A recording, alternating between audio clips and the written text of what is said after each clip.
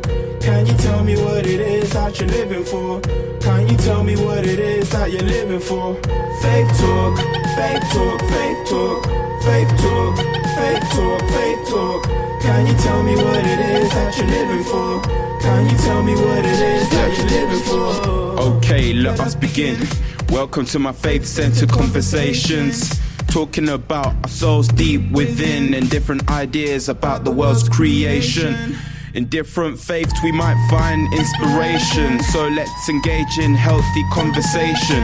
Listen on your phone, at home, with your friends, or when you're alone, and let's talk about life and where we belong.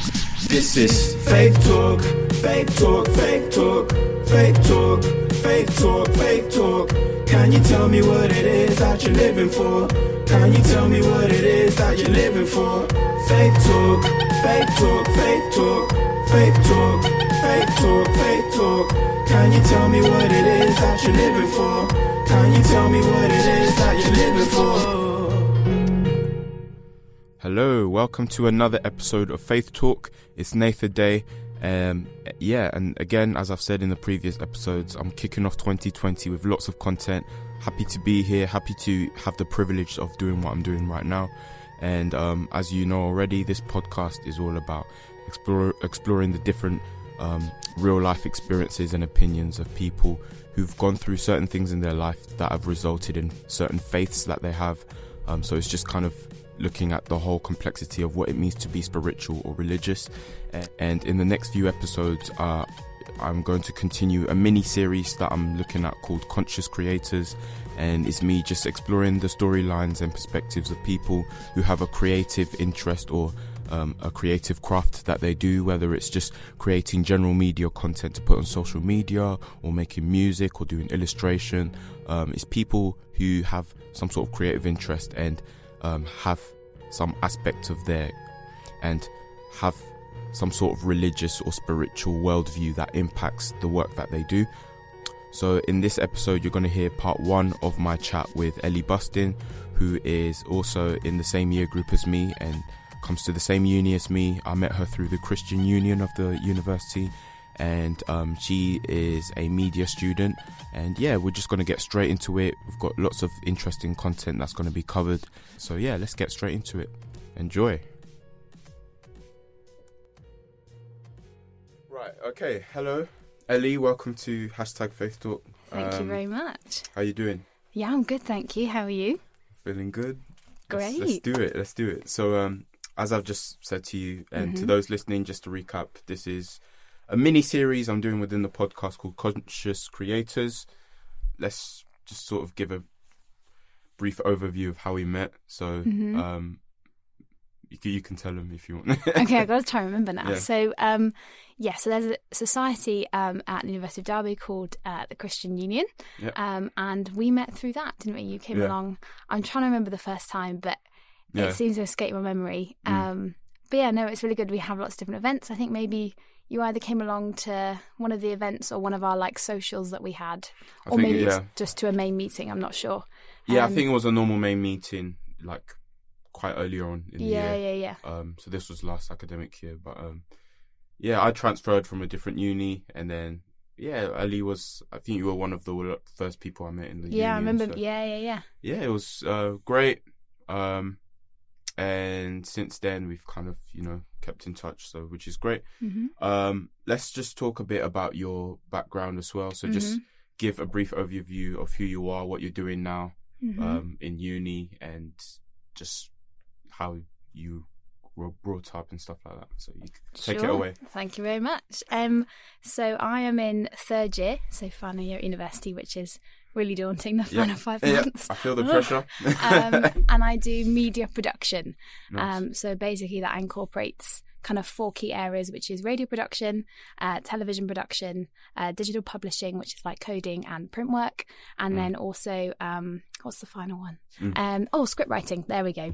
And it's really, really good. I'm originally from Cambridge. Nice. So yeah, the best part of the south. I'm joking. I been brought up in a Christian family. Me and my elder sister and my 2 parents.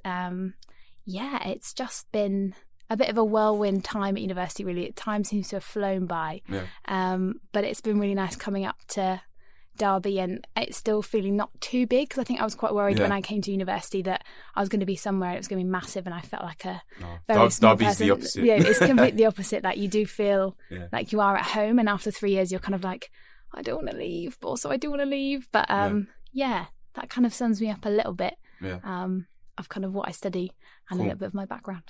Yeah, and just like give a summary of your faith journey in general. Has it always been just a steady sort of increase in your knowledge of Jesus and understanding of the gospel, or was there definitely a point in your life where it was like, oh my days, I don't, like for some people it's different, where in their faith journey there's a point where they were like really far from God, and for me particularly it's not been that drastic. It's always been, obviously there's been ups and downs, but it's always been like a steady sort of journey in terms of getting to know God better. But how would you sum up your faith journey over your life?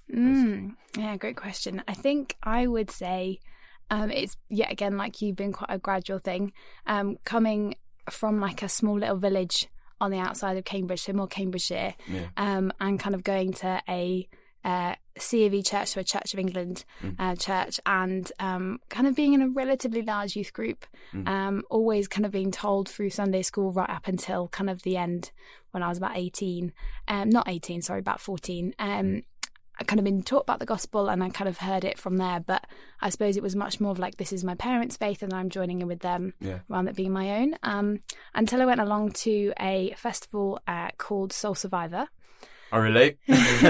And I think that was the first time when I realised, in a way, being a Christian is cool. I didn't have to hide from my faith, and I also could see that this wasn't just something that was limited to, like, I don't know, maybe the 25 youth group people that I knew from church. Actually, there were thousands of people that were my age. I remember just seeing this sea of people and being like, whoa, this is amazing. What was the first year that you came into? Oh my goodness, I was at Naughty, so I was actually only in year 6. But I was known as being quite mature for my age. I was able to get in. I probably maybe like 2008, maybe something like that was my first year that I went. Oh wow! For me, it was 2012. Yeah. So it was. I think it was around that date. I'm awful with dates and stuff, but it was really eye-opening. And I just remember looking around, and I think it was Mike Pavacci saying, like, don't worry if you see people like crying or laughing or falling to the floor. And I'd never seen anything like that. Me neither. I'd never even seen the power of the Holy Spirit. I didn't even, like, I knew what it was, but I didn't see it in effect. Yeah. So for me, my background was, I guess there was some cultural elements to it as well. So I guess you could say I had a very strong sort of quote unquote Pentecostal or even charismatic sort of upbringing, where I went, my family is Ghanaian, so my dad has friends with a lot of Ghanaian pastors who operate both in Ghana, but also there's a lot of predominantly African churches in the UK as well. So when I was really little, we used to live in South London, like around Brixton area, and like sometimes we'd go to churches where, I'd hear phrases like the Holy Spirit very often. So in terms of miracles and in terms of like, very, what's the word? There was a lot of terminology that I heard about, miracles, Holy Spirit, demons, all these sort of spiritual things. And it was a very a mysterious thing to me. It sounded like something I'd hear from like a storybook. So yeah, it was kind of like a spectative thing. And then when I came to Soul Survivor and I saw, okay, this isn't just a black thing, it's not just a cultural thing, but this is a scriptural thing. It's even in Acts 2, when the Holy Spirit first came down on the apostles, it was very much people speaking in tongues. That's another thing that I was used to hearing as well. I just thought, it was just a made up language people decided to say when they were excited about God. Yeah. But then, through Soul Survivor and through reading the Bible a bit more around my teenage years, it started to make a bit more sense to me, and that, you know, that this is what the church is. It's not just like something African churches do or whatnot. Yeah, exactly. So yeah, like the first time I saw it in Soul Survivor, I was like, oh wow, I've never seen white people be so charismatic about the Holy Spirit and stuff like that. Yeah, no, so, I think this is the thing, and I don't know if other people get this when they go to festivals, but you do kind of get this complete kind of reality check, and you are in this bubble, and I think that's the thing when you do leave these places and you go home, and your kind of your bubble kind of gets popped, and you do kind of get the Soul Survivor blues, and you're there like, oh man, if only I was back in that place, I can have all my focus, all my energy all on God rather than all these other things that are around me. And yeah, I suppose after I went back like almost every single year with like church, and then we actually ended up moving churches when I was 14. We went into a little bit closer into Cambridge, and we moved house, and that was a real challenge for me, because I think normally around the age of maybe 14 to 16 is where people start to question it a bit more. People start to be a bit like, like, is this really for me? Like, I don't really like this. I ended up going to a youth group, and well, not a youth group, it was like the Pathfinders, so from 14 to 18s in this church, and I was the only girl in a group of about maybe 9 people, and these, I don't know if anybody really knows, I don't know if you know kind of the Cambridge, it's not snobbery, but that kind of idea that these guys all went to like private schools, they knew all their stuff. I didn't know much at all, so I would kind of say something, and I don't know, they would kind of be like, what are you talking about? And I would be there like, right, this isn't good enough for me, like, why am I here? And I would actually, like, when we were kind of talking about stuff, I would actually like make lists of the things I needed to do in the day. Like, I wasn't even focusing on like what was being said or anything like that. And then I remember I just stopped going to church for, I don't know, a couple of months. And then my mum found that there was a youth group in the centre of town, and she knew of a guy from her work, and he had a daughter that was the same age as me, and he was like, oh, come along, like, it'll be fine. And I was like, oh, I really don't want to go, because I'd been to other churches and I'd just been ripped to shreds, that people just were not welcoming, people were so unfriendly, and I was like, look, I came away crying. I was like, okay, God, this is my final chance. I'm not like, after this one, I'm not going to do anything. I'm not going to go. Make this be good and I will stay. I walked in all on my own, didn't know anyone. It was the most daunting thing I'd ever done at the age of like 15. I was like, what am I doing? I walked in and was greeted with smiles. People were really welcoming. There was about 30 people. 30 normal people. Like, I'm not trying to say that people in Cambridge aren't normal, but like, if some people are from Cambridge, you know what I mean when you have kind of 2 different types of people. And yeah, I still have friends for life there. And I suppose that's kind of my journey, but it was much more to do with kind of the youth groups, the friendships, and then from there, just kind of developed a faith and hearing more about the gospel, and it's just been great ever since. Awesome. Yeah, I feel like sometimes like when you draw closer to God, there's some things that have to be unlearned and undone. So sometimes you do have to be separated from people, and then that's when you kind of find your own identity in God. So that sounds great, you know, and sometimes it is daunting when you come into a new group of people. Like, even when I came to Derby here, like, you know, to be honest, like, I've moved around a lot in my life. My credit to my parents, they've always tried to make great decisions about how to improve our lives in the UK. Like, we used to live in London, and over the years it seems like we've been moving further and further away from there, but it's working out better financially and socially. So I was in like South London until like 2006. So that was when I finished year 3, and then we moved to Essex. We lived there for about 11 years. Nice. Whereabouts in Essex? In Romford. Ah, very nice. Shout out Essex. But yeah, I remember going there, and you know, I've been to so many. I feel like I've been to lots of different churches, and I don't know. I thank God because I've never felt like really out of place. But maybe that's just me being used to just being different at places. But like in every place I've been to, I've just met like sincere people who care about me, and it's good to go to a church where people care about you and they don't care about you because of your faith status or how spiritual you are, but they just like you for you. Yeah. And luckily I can say in every church I've been to, nearly every church. There's probably one that we went to for like a few months when I was in year 3, but that wasn't, I didn't go there for long. So, but apart from that, every church I spent a long time in, like there's always been people there that I can just be real with and be honest. And Derby City Church, which is where I go now, it's a great community of people. I've loved the youth there. And yeah, it's good to find like real friends, in church. So yeah, let's talk about your creative journey as well. Exciting. So what was it like growing up in terms of your prospects and what you thought you'd be doing in the future? And, does that have links with your spiritual journey as well?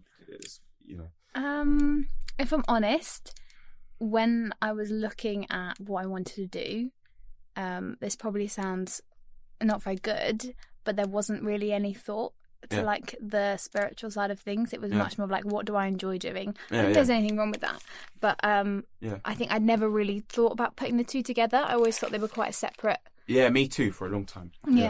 So I think when I was probably about, oh my gosh, in my early teens, I was always told that I was relatively confident. Actually, they didn't need to be told that. But people always said, you're really good with kids, you should be a teacher. And I was like, oh, okay, right, yeah, I'll do that because that's what people tell me I'm good at. And I never thought anything else was possible. And then it wasn't until a point I ended up speaking to some teachers and they were like, man, teaching's hard. And I was like, Yeah, my mom's a primary school teacher. It's like, do I really enjoy kids? Do I really like them? I could just about cope with them like on like a light party over Halloween or like holiday club. That's like my limit sometimes. So I think I kind of reevaluated things, and then specifically it wasn't until I was maybe in just thinking about sixth form and kind of what I enjoyed doing, what I wanted to do. And I think after that I was like, well, I really like radio, but I never thought I really like TV, but I never thought it was something I could ever get into because I thought you had to be like someone, you had to be someone to do that. You couldn't just be somebody that was like an ordinary person, or you had to work hard, or also there was a lot of things have changed slightly since then, with the internet and how easy it is to put content out. So 100%. It's good to factor that in as well. Yeah. And I think also like coming from Cambridge is also a stigma of doing something very academic. And I was like, okay, well, if I'm going to do something, then maybe I can do it on the side. I can have it as a hobby. I'll just do something like English or whatnot. Yeah. No offense to anyone who does English, but I went along to a couple of those like test kind of sessions that they have at unis. Oh my gosh, I was so bored. I was like, nah, this isn't for me. But then when I went into other places that had like lots of different equipment, like what we have in this room, and in many other places, like just around in other universities, I was like, whoa, this is so cool. And I just got like this passion and this fire, and I was like, wow, like what is this? Like, why am I so like excited about this? Yeah. And then I thought, hold on, if I'm spending well over $9,000 a year, I may as well do a course that I love and something that I'm like, okay, well, I don't care what other people think as long as I enjoy it. And if I enjoy it, I'm going to do it to the best of my ability. Yeah. And then just kind of do it through that way. So I think that was my kind of creative process to finding where I am now. But a lot of it was trial and error. A lot of it at the beginning was like just going off of what people told me that I was good at. Yeah. Because at that age, you don't really know what you're good at. And I think also just like the general cultural thing is that people don't like to say what they're good at, because you kind of get the two extremes. Somebody thinks you're being like a know-it-all and really like confident and oh my gosh, look at her. Yeah. But then also you don't want to be like too low and So like, oh, I'm rubbish at everything. People are like, oh my gosh, stop being so low and like so like down in you the can't dumps. please everyone. No, exactly. So I think just be like proud of who you are, and like I had to go to that, right, okay, just everyone else can just shush. I want to do what I want to do, and just kind of go from there. So that was, obviously there was prayer like involved in that, but a lot of it was just kind of doing something that I enjoy, and then this passion kind of grew from that. Awesome. So yeah. And then let's try and put 2 and 2 together. Okay. So was there any moment that inspired you to think, actually, you know what, this creative sort of interest that I have in media and stuff like that, maybe I could use that to express my faith? Or like, was there anything that inspired you to think of that way, and when and what was it that inspired you? I think there were many different things. I think I was lucky enough to be able to have a gap year before I came to university. Okay, cool. So I was able to explore lots of different things there. And I was lucky enough to be able to volunteer with UCB, which is United Christian Broadcasters. Yep. So they're a Christian radio station. And they have a TV channel as well. Yeah, they do. Yeah. And I was like, oh, wait, what's this? That you can combine Christianity and radio together? Like, this is really cool. Yeah. And I went there and I was just like blown away by how amazing it was. And the fact that they were able to use this this kind of resource to be able to help people. And whenever I went into one of the studios, I was like, this is so exciting. This is so cool. And yeah, just seeing like working in that Christian environment was really eye-opening. However, like I learned, like after being there for, I think it was 2.5 months I was there for, so it wasn't very long, whether or not you're in a Christian environment workplace or not a non-Christian workplace, it's still a workplace. There's still going to be things that happen. There's still going to be things that go wrong. There will also be great joys. Like we ended up having, which is something I never thought we were going to have, we ended up having like prayer meetings and like worship sessions, and I was like, whoa, this is so cool. But I think that like that period of time, I thought, wow, I can like combine the two. And I could really see how you can be a Christian in media or a Christian in radio or in many different avenues. And I think that's really eye-opening. Yeah, I think for me, I mean, again, I wasn't new to it. I grew up in a family where my parents would be playing God TV all the time. And, you know, you'd have TBN on. You know, I had this exposure already, but I felt like there's the Christian media world and then there's the quote unquote secular media world, and the two are separate. So anything that's Christian, that's made just for Christians, and anything that is not Christian, that's made for not just non-Christians. That's the way I grew up.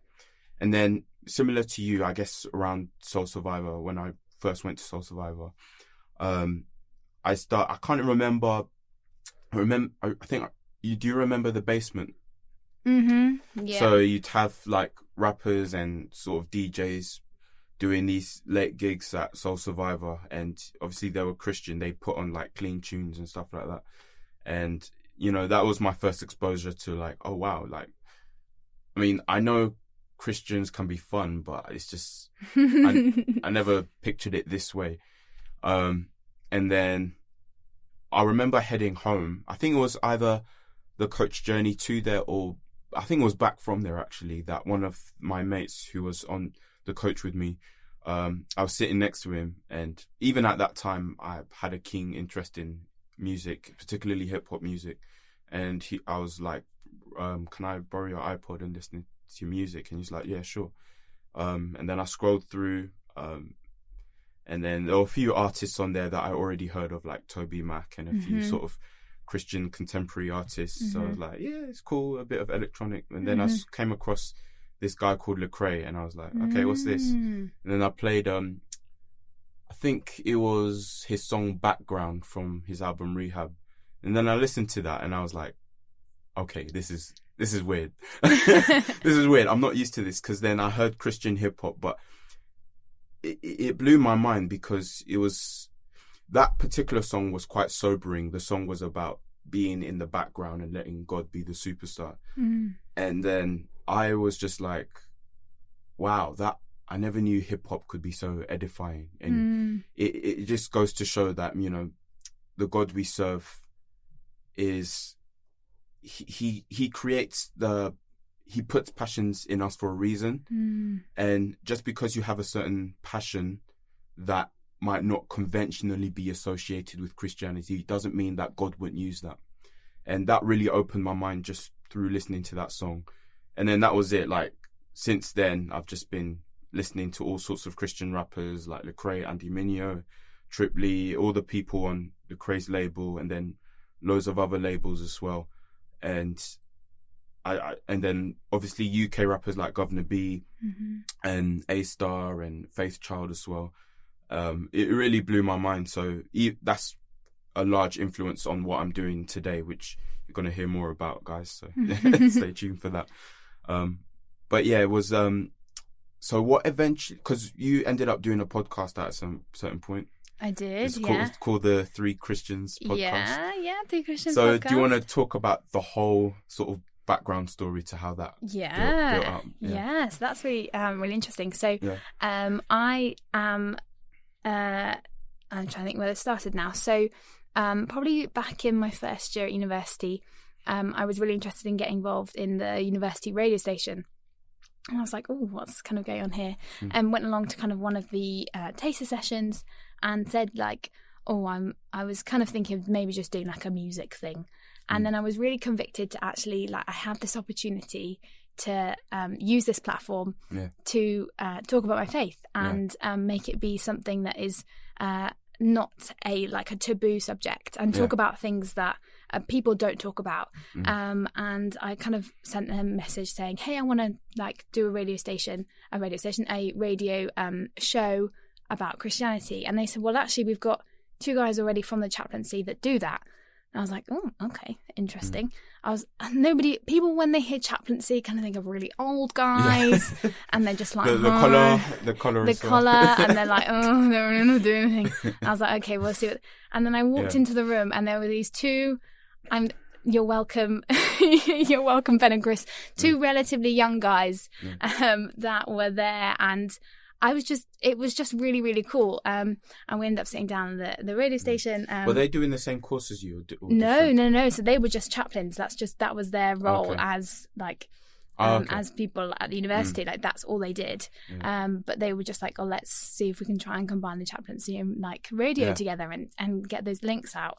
And then we came away from that and we were like, the radio station's good here at uni, but it doesn't really get out. It doesn't really have as much impact as what we wanted. And then we said, well, why don't we do a podcast?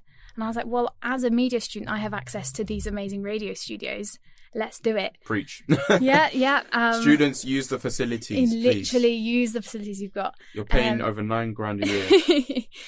Yeah. So probably about well over a year ago now, we started our podcast called Three Christians. We are a comedy, faith-based topical podcast, and the first couple of ones we've spoken about are Let's Get Up. I listened to a few episodes actually. Oh really? Yeah. Did you? I never very told cool. you. Oh my gosh, well obviously it wasn't very good then, was it? No, I'm joking. Let's have a think. Three Christians podcast. I subscribed on Spotify, by the way. So. Oh, there we go. Lucky us. All right. Okay. What have we got on here? So we do things like excuses and lethal laziness.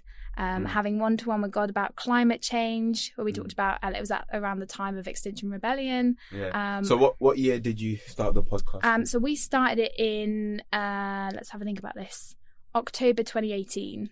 Oh, okay, quite recently. Yeah, relatively recently. And then unfortunately we had to pause it for a bit, purely due to me being in third year, but also Chris, who's one of the Three Christians, is actually out in Spain. Wow. Okay. So there's no point in having a Three Christians podcast with 2 Christians. So, however, those we've got 28 episodes, and it's a lot of episodes, and I'd highly recommend listening to it if anybody wants to. Just I'll put a link to it in the description for this episode. No, there's lots of different things, a whole variety.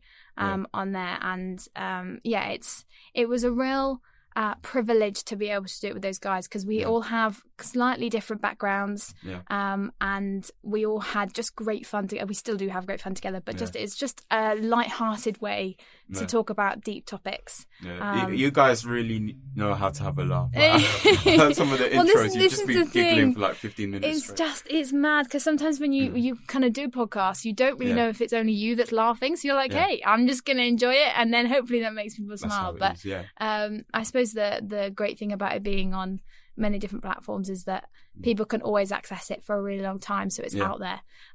So I think that's something that is it's really cool. But that's how I kind of got into the podcast side of things. But I've been lucky enough to be able to do quite a lot of different things faith-based wise in my course, awesome. Which I never thought I was going to be able to do. So that's been. Let's get into that then. Okay. Let's go through your whole portfolio. Oh my gosh. So I was in first year. I think this was a complete God moment. Like, God had his hand so much in this process. So for my radio module, we'd actually got a new lecturer. His name was Bernard. And he was actually, only found this out maybe a couple of months in.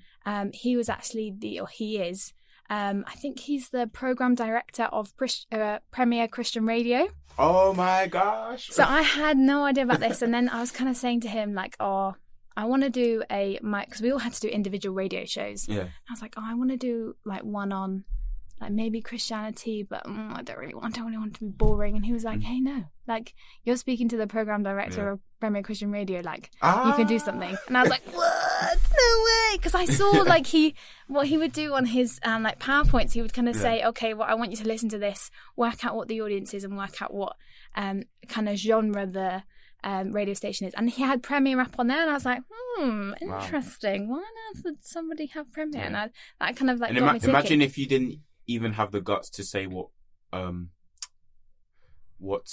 idea you had. Like, you probably, do you think you probably never would have found out? Or you probably would have found out much later? I think I would have found out much later. Okay, but he just like encouraged me to do that, and he said, okay, well, the best thing to do is to make it specific. So what do you have a heart for? And I was like, well, I have a heart for Christian girls. Obviously I have a heart also for Christian guys as well, but specifically girls of like the ages of 14 maybe, or 15 to like 20, and kind of that stage of faith. And he was like, well, make it specifically about that. So I did a radio show called Wonder. And so when you say a radio show, was it a few episodes or just one? Just the one radio show. And excuse me, it was a one radio show, and it had you were only able to have like 30 seconds of song in there, and you had to interview 2 interviews, and then also 2 interviews. 2 interviews. Excuse me, 2 interviews, and then you just had to kind of talk about a topic. I had my mentor at the time, which was Anna Mann, who was from St Werburgh's Church in Derby. Shout out St Werburgh's. Where all the young Christians go. She's the wife of the church leader there, and that was really great. She was able to kind of talk a little bit about that, and I was also able to have a chat with one of the presenters from Premier, who Bernard was able to link me up with, called Stephanie, and that was really, really good to be able to chat to her about kind of being a Christian woman in the like media industry, but also just kind of the struggles that girls face. And she also had a podcast out as well. Awesome. And I was just able to do that, and I was privileged and proud to be able to put that forward. So that was kind of one aspect.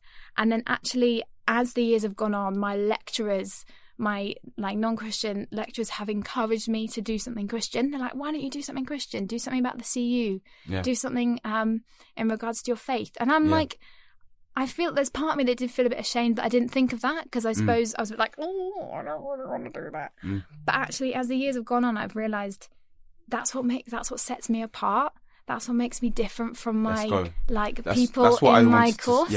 And I think I should be proud to be a Christian and take up this opportunity of being like, I'm going to do this. And they're like, that's great. You go for it. And I think it's also really got me thinking over the past like couple of months, specifically at the beginning of my third year, of being like, I've been made by a creative God. Come on. So I have this creativity in me, so let's use it. Yeah. And that's been great. And I've been so blessed. And I've spoken to many other people that are here at university, and they get slandered by their lecturers. Like, they don't even dare think of talking to them about Christianity. I've had discussions with my lecturers. I had a discussion with my radio lecturer, not Bernard, but another one, like just about over Christmas and like going to church. Like, he was brought up Catholic. And I was like, whoa, like, God, this is an amazing opportunity, a moment for me to be able to say, yeah, this is what I am. I'm distinctive in my faith. And they notice that. Yeah. And okay, they might be doing like a ever so slight dig, but actually I'm able to get the gospel in there through the power of the Holy Spirit. Like, it's not all on me. My gosh, if it was, I'd crumble. But yeah, I've been very privileged to do that. I'm afraid that is the end of this part of this interview. Stay tuned for the next part of the interview in the next episode. Thanks for listening. Peace.